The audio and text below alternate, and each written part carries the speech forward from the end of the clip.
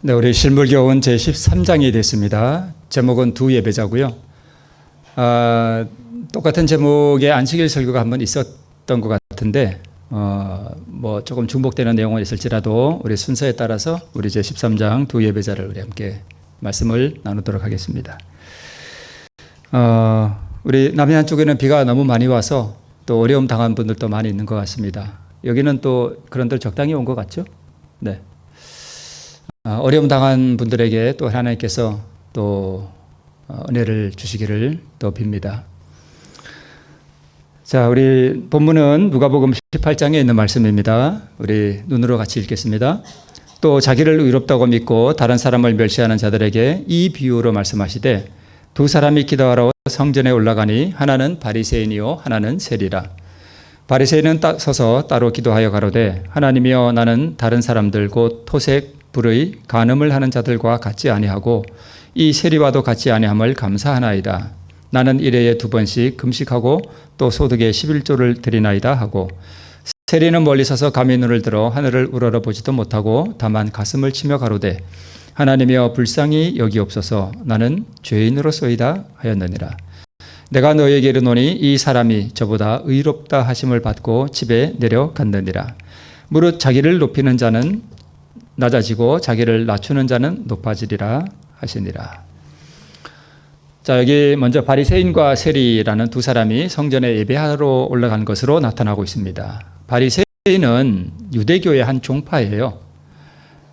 회당을 중심으로 백성들과 밀접하게 교류를 했던 사람들이었고 백성들로부터 존경을 받는 사람들이었습니다. 우리가 잘 알듯이 또 이 사람들은 율법을 아주 철저하게 준수하는 사람들이었습니다. 그래서 하나님의 말씀을 잘 준수하는 건 좋은데 굳이 하지 않아도 될 인간적인 전통까지 무거운 짐으로 백성들에게 지웠던.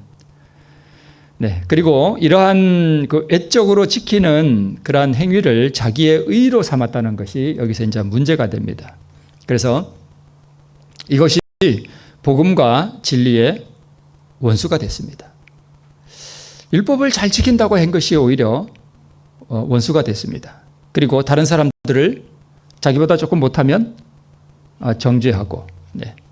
그래서 예수님은 이런 사람들을 회칠한 무덤이라고 하고 그랬죠.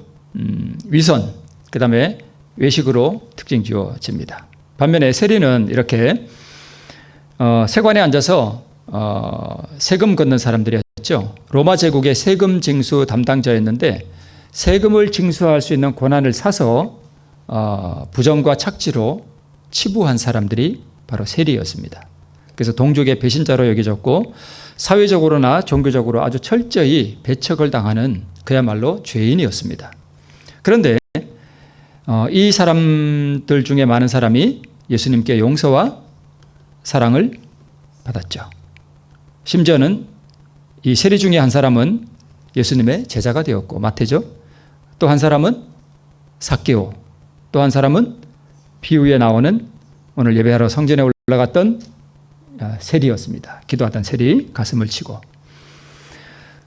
그리고 이 바리새인은 자기 신앙과 예배와 자기 행위에 아주 만족하는 사람이었습니다. 그리고 뭘 느끼지 않았는가 하면 자기 자신이 죄인이라는 사실을 느끼지 못했습니다. 그러니까 죄인임을 느끼지 못하니까 당연히 하나님께 아무 필요를 느끼지 않죠. 그래서 오늘날 라오디게아 교인의 아주 근접한 비슷한 그런 사람이었습니다. 그래서 이 바리새인의 의로운 행위가 오히려 자기 자신에게는 뭐가 됐냐면 독이 됐습니다. 아주 교만하고 자부심에 넘치는 그런 사람들이었습니다. 그래서 왜 그렇게 됐는가 하면 그 한 이유가 무엇을 모르는가 하면 의가 뭔지 몰라요. 그렇게 되면 이런 사람이 된다는 것을 우리에게 보여줍니다. 반면에 세리는 과거에 자기의 삶에서 어떤 비통함을 느꼈습니다. 그리고 자신이 죄인이라는 사실을 느끼고 자기가 죄인이니까 당연히 뭘 느끼는가 하면 의에 대한 갈급함을 느껴요. 이게 자기 자신을 한 차원 조금 높은 곳에서 객관적으로 자신을 인지하고 이렇게 분별해 볼 수 있는 그 인식하는 능력을 메타인지라 그러거든요. 이게 된 사람이고, 바리새인은 뭐가 안 돼요? 이 메타인지가 안 돼요. 자기 자신을 이렇게 분별할 수가 없었습니다. 참 아이러니하지만 이 세리의 부정한 삶이 오히려 그에게는 약이 되는 그런 아이러니가 이 세리의 삶과 신앙 가운데 나타납니다. 자기 자신이 죄인이라는 사실을 깊이 인식하니까 마음이 겸비해지고 또 애통이 일어나죠. 그래서 의의를 어렴풋이나마 이해했다라고 볼 수 있습니다. 그래서 앞에 있는 바리새인은 스스로 자신을 의롭다고 믿은 사람이고, 세리는 자신을 죄인이라고 인식했습니다. 그래서 우리 바리새인은 정죄를 받았고, 세리는 예수님께 의롭다함을 받았습니다. 바리새인의 문제는 뭐냐 하면, 그러니까 만족하는 신앙, 자기의 행위에 만족하는 신앙이죠. 사랑과 자비로 충만해지는 심령의 내적 경건에 대해서는 무지했습니다. 이 결핍을 인지하지 못해요. 자, 우리가 오늘 이렇게 성전에 와서 이렇게 예배를 드리는데, 또 신앙생활을 한다고 하는데, 우리 심령의 이 내적 경건에 대한 사모하는 마음, 또는 이것을 우리 마음속에 느껴보는 그런 것들에 대하여 우리가 혹 무지할 수도 있습니다. 꼭 그렇다는 것은 아니지만, 네. 그래서 우리가 이 결핍을 인지하지 못하게 되면 바리새인처럼 이렇게 되기가 쉽다는 것입니다. 그래서 자기 행위를 의롭게 여기는 율법주의자에 가까운 그런 생각을 이 바리새인은 하고 있었습니다. 그래서 이런 사람들은 자기가 뭔가 잘 한다고 생각하기 때문에 자기보다 못한 이웃을 비난하거나 혹은 멸시하는 감정을 갖게 됩니다. 원인은 어디에 있는가 하면 하나님의 성품과 그리스도의 의가 무엇인지 모르기 때문에 그렇습니다. 우리 이사야 6장 1절에 보면 이사야가 선지자로 하나님께 부름을 받을 때에 시작을 이렇게 합니다. 우시야 왕의 죽던 해에 내가 본즉 주께서 높이 들린 보좌에 앉으셨는데 그 옷자락은 성전에 가득하였고 라고 시작합니다. 이 우시야 왕은 정말 훌륭한 왕이었어요. 아주 평생에 하나님께 신실한 사람이었는데, 그리고 이 우시야 왕은 이 군사적으로 이렇게 이 아주 출중한 그러한 왕이었습니다. 근데 군사적으로도 아주 이렇게 이 국방에 아주 그런 이 방비를 아주 잘했던 그런 왕이었죠. 그래서 이렇게 나라가 안정되고 부흥하다 보니까 뭐가 왔는가 하면 교만이 따라왔습니다. 그래서 제사장만이 할 수 있는 성전에 들어가서 분향하는 일을 했습니다. 그래서 하나님께서는 왕권을 견제하기 위해서 이런 것들을 못하게 하셨어요. 그래서 왕권과 제사장권을 함께 갖고자 했습니다. 그래서 분향을 했죠. 그래서 이제 제사장이 들어가서 그걸 말렸습니다. 말렸더니까 손을 뻗으면서 뭐라 그랬죠? 그러니까 이게 손이 말라버렸습니다. 그리고 이마에 문둥병이 들었습니다. 그래서 평생 죽을 때까지 그 별궁에 거하면서 그 아들이 대신해서 통치를 하고 그런 왕이었죠.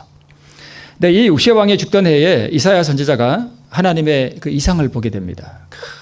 이 스랍 천사들이 하나님 보좌 앞에서 이 두 날개로는 날고 두 날개로는 얼굴을 가리고 두 날개로는 발을 가리면서 그 거룩하다 거룩하다 거룩하다 하는 하나님의 영광을 보고 난 다음에 이 이사야 선지자가 느꼈던 게 뭐냐 하면 화로 다 나여 망하게 되었도다.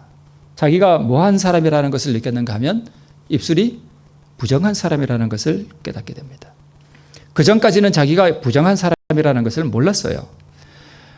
그 전까지 이사야 선지자는 이 젊은 나이에 이 이스라엘 백성들의 삶과 이스라엘 백성들의 어떤 도덕적인 붕괴되어가는, 나라는 부강해지는데 도덕적으로는 쇠퇴해가는 이스라엘 나라의 백성들을 보면서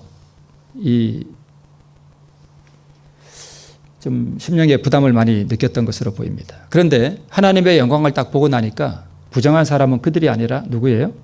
자기 자신이었습니다. 나는 입술이 부정하다라고 고백합니다. 이사야는 하나님의 영광을 본 이후에 자기의 부정함을 알게 돼요. 그래서 하늘에 이 천사가 화조로 단에 이 숯불을 가져다가 이사야의 입에 댔죠. 정결해진 입술을 갖게 됩니다. 그 다음에 이사야가 사명을 받습니다. 이거 다니엘 10장 8절에 있는 말씀인데요. 다니엘이 히데겔 강에서 성육신하시기 전에 예수님을 보게 됩니다. 예수님을 딱 볼 때에 첫 번째 나타났던 현상이 뭐냐 하면 몸에 힘이 다 빠져버렸고 자기의 아름다운 빛이 변하여 썩은 듯 하였다라고 기록하고 있습니다. 그러니까 하나님의 영광을 볼 때에 자기가 어떻게 보여요? 부정하고 자기 영광이 다 썩은 듯 같은 그런 것을 느끼게 됩니다. 베드로는 또 어떨까요? 참 베드로하고 이 닭이 참 연관이 깊죠. 이 베드로는 나는 저들보다 이 제자들을 바라보면서 나는 저들보다 강한 사람이라는 자부심이 있었습니다. 뭐를 못했는가 하면 메타인지가 안 됐어요. 그래서 한 차원 높은 곳에서 자기를 심령을 살펴볼 수 있는 이 눈의 안약이 부족했죠. 그래서 자신을 알지 못했습니다. 그래서 예수님을 배반하죠. 부인하죠. 닭소리가 울리고 난 다음에 문득 정신이 번쩍 들죠. 그리고 예수님의 얼굴을 딱 봤을 때 그분의 얼굴에 나타난 자비와 또 그분의 얼굴에 나타난 용서의 정이 서린 그분의 얼굴을 딱 보고 났을 때 무엇을 알게 되는가 하면 자기 자신이 어떤 사람인지를 알게 됩니다. 그러니까 이제 우리가 신앙을 한다는 것은 사실 알아가는 것인데 두 가지를 알아가는 것이죠. 하나님이 어떤 분이신지를 알아가는 것. 그죠? 이게 첫 번째예요. 하나님이 어떤 분이신지를 알아가는 것. 그것을 알게 되면 두 번째 따라오는 지식이 하나 생기는데 그게 뭐냐 하면 내 자신이 어떠한 사람인지를 알게 된다는 것입니다. 이 두 가지가 신앙에 참 중요하죠. 그래서 구주의 성품과 자기 인식이 됐을 때 뭐가 일어나는가 하면 통회가 일어납니다. 그랬을 때 더 이상 이 베드로의 마음속에는 자부심도 없어지고 교만한 정신도 없어져요. 그리고 나서 이 베드로는 진정한 무엇을 받는가 하면 사명을 받습니다. 내 양을 먹이라 하는. 이사야도 마찬가지였죠. 네. 간혹 이런 분들이 있어요. 나는 죄를 짓지 않는다. 나는 시험의 유혹을 받지 않는다. 나는 죄의 충동을 느끼지도 않는다. 나는 성화를 이루었다. 전에 우리 주천교회를 방문했던 제가 들었으니까 이런 말은 해도 제가 뭐 누구라고 밝히지는 않습니다만 그분 성함도 다 잊어버리고 모릅니다만 그분이 저한테 그러더군요.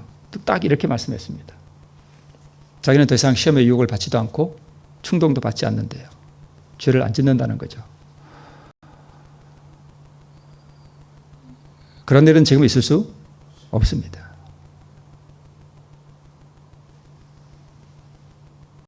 네.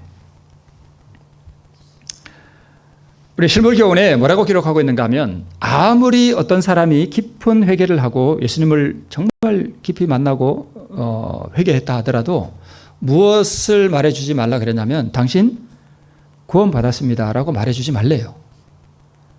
왜냐하면 그렇게 되면 물론 구원의 확신을 가지는 게 안 된다는 말은 아니에요. 본인이 알아요. 네. 누가 말해주지 않아도. 여러분 다른 사람이 구원받았는지 안 받았는지 다른 사람이 어떻게 알아요? 그건 잘 모르는 거예요. 그죠? 그래서 담임 목사가 이렇게 뭐 여러분 구원의 확신을 가지면 안 됩니다. 이게 아니에요. 구원의 확신을 가지는 것은 하나님께서 주시는 거예요. 그런데 담임 목사가 여기 앉아있는 많은 사람들에게 우리가 모두가 구원받았다라고 하는 것은 있을 수가 없는 일이에요. 그런 일은 없습니다. 자아를 확신하거나 시험에 대한 위험을 인지하지 못할 가능성이 있어요. 그래서 나는 이제 구원받았다. 나는 이제 됐다라고 하는 안일한 마음이 생기고요. 또 베드로처럼 나는 이제 구원받았다라고 하는 자부심 때문에 베드로가 타락하게 돼요. 아주 위험한 상황에 놓이게 됩니다. 그렇게 되면 자기 자신을 의지할 위험이 있고 자신의 연약함과 자신 안에 있는 자아가 얼마나 무서운지를 잘 모르게 될 수도 있습니다. 그래서 우리가 잘 알듯이 우리에게는 우리 예수님이 오실 때 우리의 몸이 홀연히 변화될 때까지는 무엇이 우리 가슴 속에 남아 있는가 하면, 우리 마음 속에 있는가 하면 정복해야 할 자아가 있다는 거예요. 마귀 본성이 있습니다. 그래서 우리는 언제라도 타락할 수 있다는 사실을 알고 겸손해야 돼요. 하나님을 끝까지 의지하고 의존해야 할 필요성을 놓치게 될 수도 있습니다. 자, 예수님께서 지금 하늘에서 하시는 사업이 무엇인지에 대해서 우리 실물 교훈에 간략하게 이렇게 기록하고 있는데 한번 읽어보면, 당신의 백성들의 기도와 또 고백과 감사의 향연에 당신의 흠없는 공로를 섞어서 하나님 앞에 올리신대요. 그러니까 우리가 하나님 앞에 기도하죠. 하나님께 기도하고 우리가 예수님께 기도하는 게 아니에요. 공적인 우리가 정식 기도를 한다는 것은. 근데 우리가 기도를 올릴 때 이 기도가 먼저 예수님께서 그 기도를 받으셔서 거기에 무엇을 섞는데요? 우리 예수님의 흠없는 공로를, 의를 섞어서 하나님 앞에 올린대요. 이것들은 그분의 의로 말미암아 좋은 향기가 되어 하나님 앞에 올라가게 된다. 그러니까 향기가 되는 건 우리의 기도와 고백이에요? 예수님의 의예요? 예수님의 의죠. 네. 이 제물은 하나님께서 온전히 받으실 만한 것이 되어 그분의 용서가 모든 범죄를 덮어주게 된다. 자, 여기 백성들의 기도가 나오죠. 근데 이 바리새인이 성전에 가서 뭐 했죠? 기도했죠. 또 뭐 했어요? 감사했죠. 감사했습니다. 나는 뭘 감사했는가 하면 나는 이 세리와도 같지 않음을 감사한다 그랬습니다. 자, 그러면 이 세리의 기도에, 그러면 이 말씀, 지금 예수님이 하늘에서 하시는 이 사업에 비추어 보면 이 바리새인에게 한 가지 빠진 게 있어요. 그게 뭐냐 하면 뭘 안 섞어요? 예수님의 공로가 빠졌어요. 또요? 그분의 의가 빠졌습니다. 물론 이것은 예수님께서 거기 섞으시는 것이지만 왜 이것을 예수님께서 거기 섞으실 수 없는가 하면 바리새인의 기도에 그는 무엇을 의지해요? 자기 자신의 행위를 의지하고 있기 때문에 거기에 예수님의 흠없는 공로가 들어갈 자리가 없었습니다. 그래서 바리새인의 기도는 간합이 안 됩니다. 바리새인의 기도가 간합받지 못한 이유는 그리스도의 공로와 의를 의지하지 않고 무엇을 의지했는가 하면 자기의 공로와 선행을 의지했습니다. 자, 이게 맛있는 이게 음식이 한가득 이렇게 상에 차려져 있는데 이게 뭐냐 하면 우리가 영적으로 적용해 보면 이게 뭐냐 하면 우리 그리스도의 의예요. 이게 의예요. 우리가 이 음식이 사실 우리에게 생명과도 같잖아요. 그죠? 이게 생명이잖아요. 근데 우리가 이게 밥을 잔뜩 먹어서 배가 너무 부르면 이것들이 다 뭐예요? 그냥 그림의 떡이에요. 그죠? 못 먹어요. 그죠? 난 싫다. 못 먹는다 그럽니다. 그러니까 이 바리새인은 실제로는 배가 고픈 사람인데 뭘 못 느끼는가 하면 배고픔을 못 느껴요. 그래서 자기가 배가 부르다고 생각해요. 뭘로 배가 부른가 하면 자기의 의로운 행위로 자기 배가 부른 거예요. 그러니까 이 밥을, 진짜 밥을 먹어야 할 뭘 못 느끼는가 하면 필요를 못 느끼는 거예요. 배고픔을 못 느낍니다. 네. 자, 우리 누가복음 4장에 보면 주의 성령이 내게 임하셨으니 이는 가난한 자에게 복음을 전하게 하시려고. 여기 가난하다는 게 진짜 돈이 없어서 가난한 게 아니죠. 뭐가 가난한 거예요? 마음이 가난한, 심령이 가난한 거죠. 뭐가 없어서요? 의가 없어서. 네, 죄인임을 느끼는 거죠. 가난한 자에게 복음을 전하게 하시려고 내게 기름을 부으시고 나를 보내사 포로된 자에게 자유를, 눈먼 자에게 다시 보게 함을 전파하며 눌린 자를 자유케 하고. 예수님께서 이 땅에 오신 그 사명을 지금 이렇게 예수님이 가버나움의 그 회당에서 설교하실 때 하신 말씀이에요. 자, 가난한 자, 눈먼 자, 이게 누구예요? 어디 교회 교인이에요? 라오디게아 교회 교인이에요. 그다음에 포로된 자에게 자유를 준다 그랬는데 진리가 너희를 자유케 하리라고 예수님이 말씀하셨더니 이 유대인들이 뭐라고 얘기하냐면 우리가 남의 종이 된 적이 없거늘 이야기합니다. 남의 종이 된 적이 없습니까? 있죠. 바벨론에 포로되고 그죠? 네, 있습니다.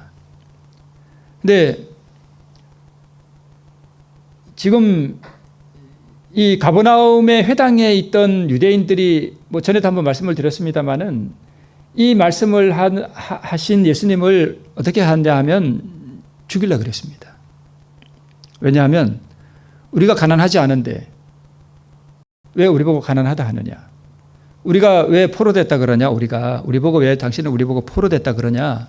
우리 포로된 적이 없다. 우리 자유한 백성, 우리 아브라함의 자손이야. 우리는 왜 우리 보고 눈먼 자라 그래? 우리는 다 눈을 뜨고 있구만은. 당신이 뭔데 우리 보고 눈먼 자라 그래? 그리고 우리 보고 눌렸다고 웃기는 소리 하지 마라. 그래서 기분 나쁘다고 이제 우리를 무시했다고 예수님을 죽이려고 그랬습니다.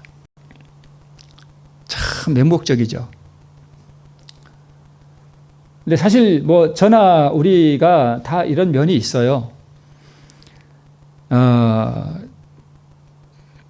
라오디게아 교인들, 그죠? 필요를 느끼고 우리의 궁핍과 죄를 인정하는 것이 하나님께서 우리를 받으실 수 있는 첫째 조건이다라고 신물교훈에 기록하고 있습니다. 필요를 느끼는 것.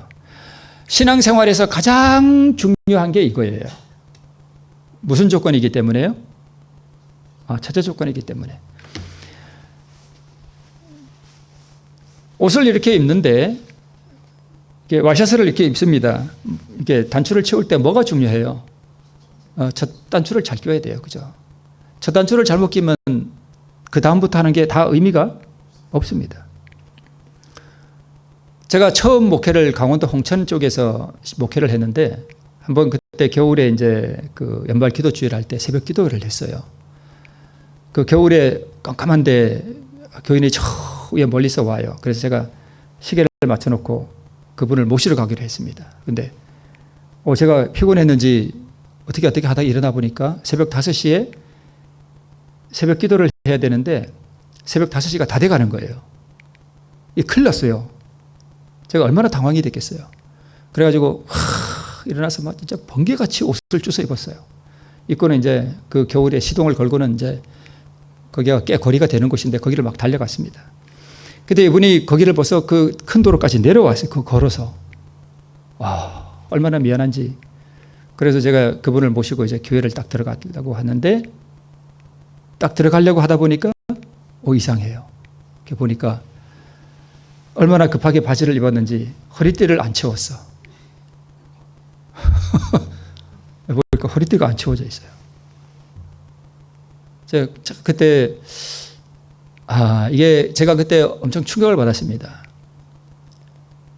자다가 깰 때가 되었고 졸지 말라고 하는 의미가 이런 거구나. 예수님이 오실 때 우리가 이렇게 예수님을 맞이할 수 있겠구나. 제가 그런 생각이 들었었습니다. 그러니까 우리도 신앙생활을 할 때 첫 번째 신앙생활을 시작할 때 증언의 말씀에 그런 게 있어요. 우리가 신앙생활을 할 때 첫 번째 이 성도의 어떤 그런 이 삶의 방식을 제대로 배워야 된다 하는 말씀이 있습니다. 잘못 배우면 신앙생활이 다 잘못돼요. 그래서 우리가 신앙생활을 할 때 처음 정말 중요한 게 뭐냐면 필요를 느끼고 우리가 정말 영적으로 궁핍하고 죄가 많다는 것을 고백하고 하는 이게 가장 중요하다는 거예요. 이게 안 되면 배가 안 고프다는데 어떻게 밥을 먹이겠으며 목이 안 마른 사람에게 어떻게 물을 먹이겠어요. 그죠? 그러니까 이게 가장 첫 번째 조건입니다. 이게 이제 바리새인에게 하는 말씀이에요. 성령께서 이 바리새인에게 역사하실 수 없었다. 그의 마음이 스스로 의롭다는 갑주에 쌓여 있었으므로 천사의 손이 정조준에서 던지는 날카로운 하나님의 화살도 그것을 꿰뚫을 수는 없었어요. 그래서 그리스도께서는 자기 자신이 죄인임을 아는 자만을 구원하실 수 있습니다. 그러면 우리가 죄인이라는 사실을 어떻게 알 수 있을까요? 이걸 우리가 알아야 되잖아요. 그죠? 그래서 여기 이렇게 나옵니다. 자신에 대한 진정한 상태를 알 수 있는 어떤 방법은요?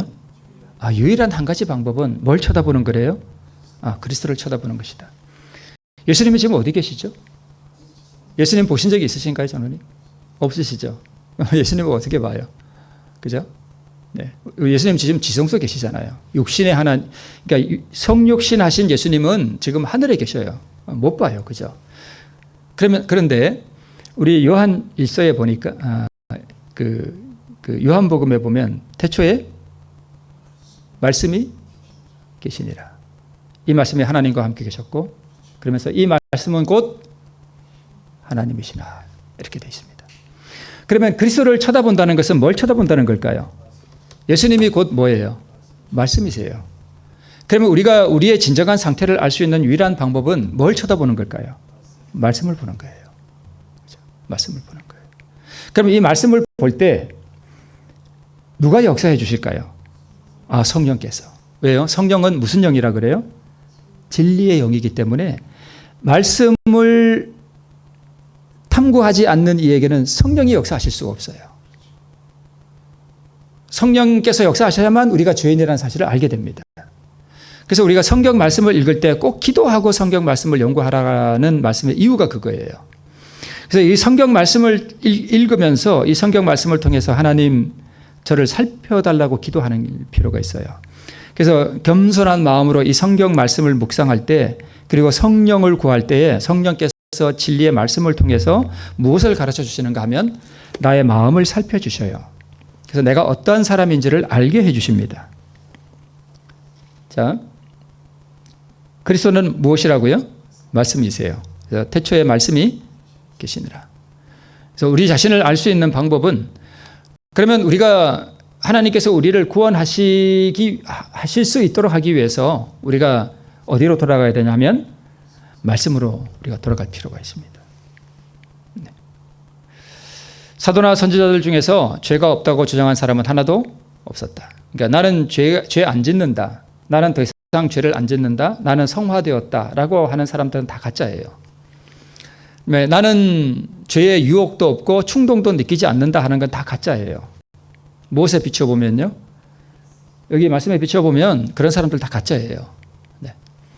하나님과 가장 가까이 지냈던 사람들과 알면서 죄를 짓기보다는 차라리 저들의 생명을 기꺼이 희생하고자 했던 사람들과 하늘의 빛과 권능을 받아 영예롭게 되었던 사람들은 자기들의 본성이 무엇하다는 것을 고백했대요? 네, 악하다는 것을 고백했습니다. 그들은 육신을 의지하지 않았고 저희 자신의 의를 주장하지도 않았다. 그러나 그들은 무엇을 온전히 의지하였는가 하면 예수님의 의를 온전히 의지했습니다. 이와 같이 그리스도를 쳐다보는 모든 사람들도 그렇게 될 것이다.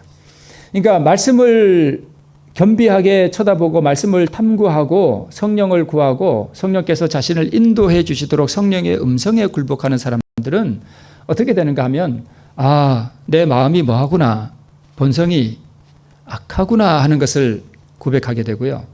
내 마음이 악하다는 것을 깨닫고 고백할 때에 그러면 내가 어떻게 해야 돼요? 무엇에 의지해야 돼요? 예수님의 그 의에, 그분의 공로에 우리가 의지해야 되잖아요.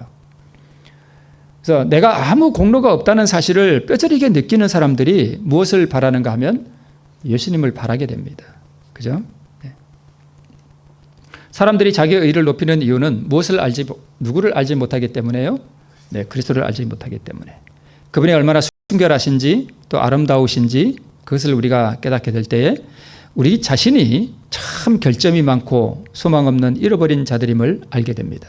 우리의 영적 가난함과 연약함을 있는 그대로 보게 됩니다. 자, 우리가 만일 구원을 얻게 된다면 그것은 우리 자신의 무엇으로 되는 것이 아니라 선행으로 되는 것이 아니라 오직 하나님의 무한하신 은혜로 말미암아 되는 것임을 뭐하게 된대요? 알게 될 것이다. 그래서 우리 지금 그 두 예배자에 나오는 말씀들이에요. 어떠한 외형적 의식도 단순한 믿음과 자아를 완전히 포기하는 일을 대신할 수 없다. 그러나 아무도 자기 스스로 자기의 마음을 비울 수 없다. 그리스도께서 그 일을 해주시도록 그분께 우리의 마음을 허락할 뿐이다. 여기 있는 이 말씀을 우리가 잘 보면 우리가 자아 굴복, 자아 포기 해야 된다라고 하지만 우리 자아 포기 우리가 할 수 있을까요? 못할까요? 이 말씀에 의지하면 못해요. 그거 우리가 하는 거 아니에요, 사실은요. 단지 하나님께서 내 마음의 이 악한 본성을 가져가시도록 나를 뭐 할 뿐이에요? 허락할 뿐이에요. 네. 이게 조금 말장난 같기도 하지만 정말 많이 달라요. 네. 그렇게 할 때 우리의 심령에서 다음과 같은 말이 나오게 될 것이다. 이게 이제 자기를 주님께 드리는 기도죠. 주여, 저는 제 마음을 당신께 드릴 수 없사오니. 내 마음을 당신께 드리기 싫다, 이 뜻이 아니에요. 내 능력으로는 내 마음을 당신께 드리는 것조차도 나는 뭐하다? 할 수가 없다, 이 이야기예요. 제가 제 마음을 주님께 드리는 것조차 저는 잘 못합니다. 그러니까 주님께서 제 마음을 뭐 해 가시도록 취하소서. 네. 그러니까 나를 주님께 가져가시도록 허락해 드리는 거예요. 쟤는 주님 것입니다, 이런 뜻입니다. 저는 당신을 위하여 그것을 보존할 수도 없사오니 당신이 그것을 깨끗이 보존하옵소서. 비록 제가 연약하고 제 자신이 그리스도와 같지 않을지라도 저를 구원하여 주옵소서. 저를 재창조하사 당신의 사랑이 저의 심령 속을 통하여 흐를 수 있는 순결하고 거룩한 분위기 속으로 저를 이끌어 올리소서라고 우리가 기도하는 것입니다. 그러면서 계속 이어서 이와 같이 자아를 포기하는 일은 그리스도인 생애를 처음 시작할 때에만 할 것이 아니라 천국을 향해 걸어가는 매 발걸음마다 거듭되어야 한다.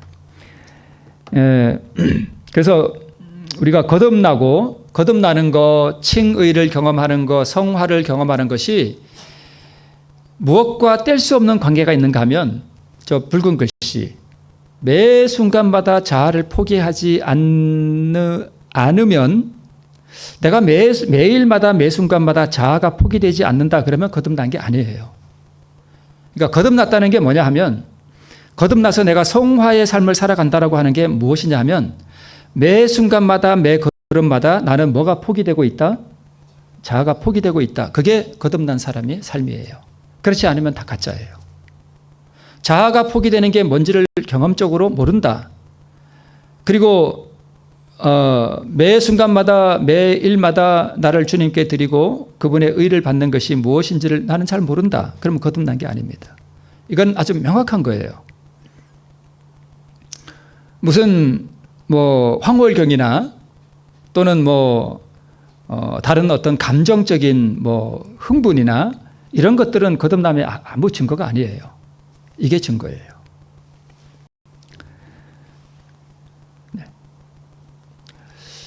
그리스도인의 경험 가운데서 전진하는 매 발걸음마다 우리의 회개는 더욱 뭐해진대요? 깊어진대요. 그래서 진정한 회개란 자기 속에 있는 죄된 본성, 이 자아를 끊임없이 포기하고 드리는 것, 이것이 진짜 회개예요.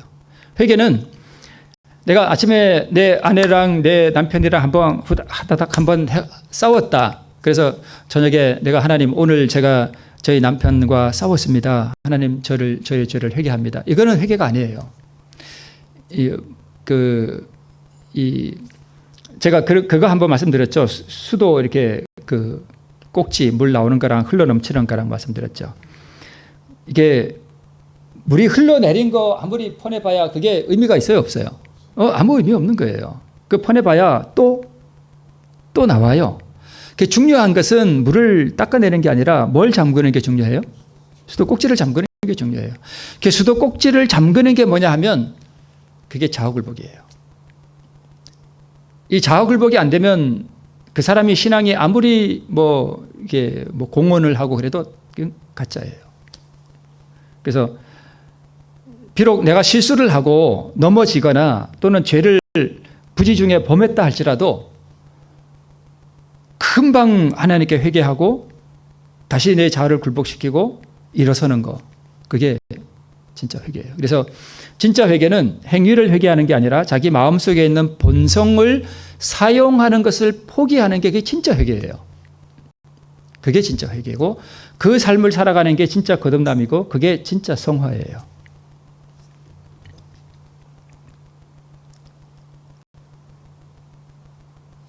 네, 오늘 말씀은 여기까지입니다. 오늘 이 바리새인과 세리의 기도를 통해서 진짜 예배, 여러분 예배라는 게 뭐죠? 하나님께 우리를 헌신해 드리는 거죠. 제가 이제 말씀을 하고 마치겠습니다.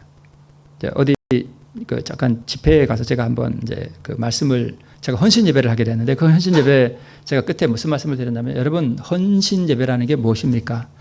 헌신 예배는 지금 여기서 드리는 게 헌신 예배가 아니고 헌신 예배는 여러분의 가정과 삶에서 드리는 것입니다. 이렇게 제가 말씀드린 적이 있습니다. 그게 무슨 뜻이에요? 헌신은 뭐 하는 거죠? 나를 주님께 드리는 거죠. 여기서 아무리 헌신 예배 드리고 집에 가서 나를 내 이 자아를 주님께 굴복시켜 드리는 그 헌신이 일어나지 않으면 그게 아무 소용이 없는 거죠. 그래서 우리 다시 한번 이 바리새인과 세리의 기도를 통해서 우리 하나님께서 받으심직한 헌신, 그 예배가 우리 그 자아에 대해서 우리 실물교님께서 말씀하고 있잖아요. 이런 경험들을 통해서 우리가 진정한 거듭남과 성화의 과정을 살아가는 것이 무엇인지를 다시 한번 기억하시고 날마다 매 순간마다 걸음마다 주님과 동행하는 우리 모두가 되시기를 바라면서 말씀을 마치겠습니다.